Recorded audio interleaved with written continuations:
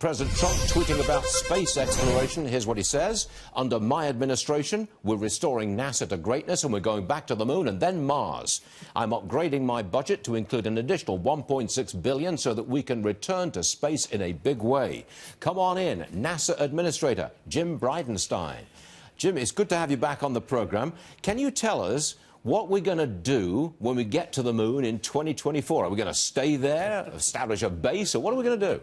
Well, we do want to establish permanence at the moon. Now, that doesn't mean necessarily that we're going to have people on the surface of the moon permanently, but we'll have landers, rovers, robots, and, of course, people. As you mentioned, the president has given us a directive to land humans on the south pole of the moon by 2024, and the vice president announced, by direction of the president, that the next man and the first woman on the moon will be Americans. And so we are looking forward to achieving that end state. And interestingly, the question is, why the South Pole?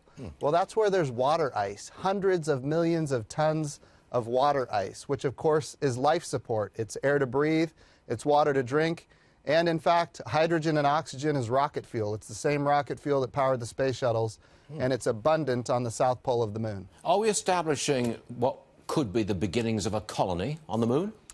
Well, I would say that what we want to have is permanent access to any part of the moon at any time. That's what we're seeking.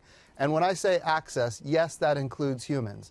But it also includes landers, robots, and rovers.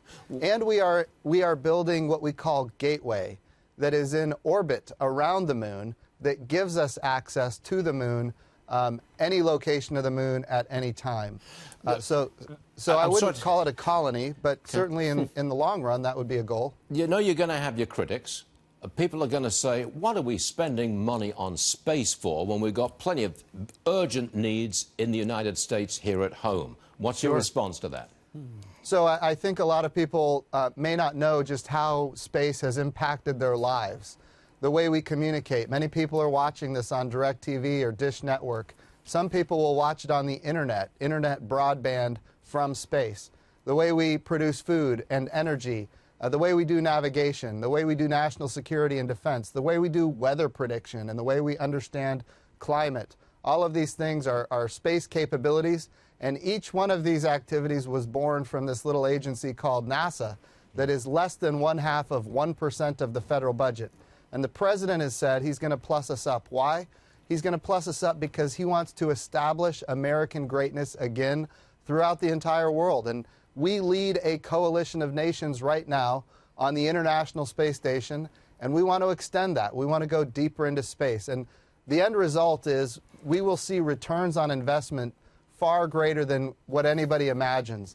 When they did the moon landings, Jim, and we're doing it commercially this time as well. See, Jim, now you're talking. This is a financial program, and when you start talking about return on investment, our ears perk up, we know what you're talking about, and we like it. Jim Bridenstine, please come on back frequently. I'm intrigued at this, and I want an update as fast as we can. Jim, thank you very much for joining us. I appreciate it.